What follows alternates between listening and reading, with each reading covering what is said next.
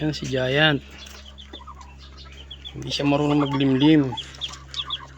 Pero meron siyang mga sisiw. Ayan. Ayan sila. Ayun. Ayan. Ito. Look.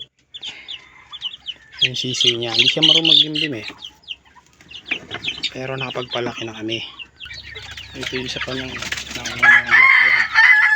Yan yung mga nauna niyang anak. Yung dalawa na yan. Yan.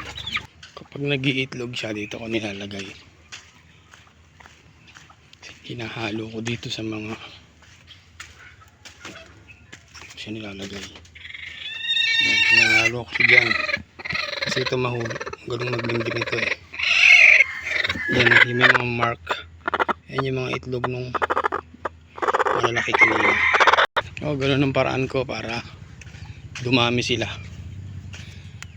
Kasi itong malalaki, ginagawa nila kapag marami siyang itlog, tinutuka niya. So naisip kong ihalo sa mga native.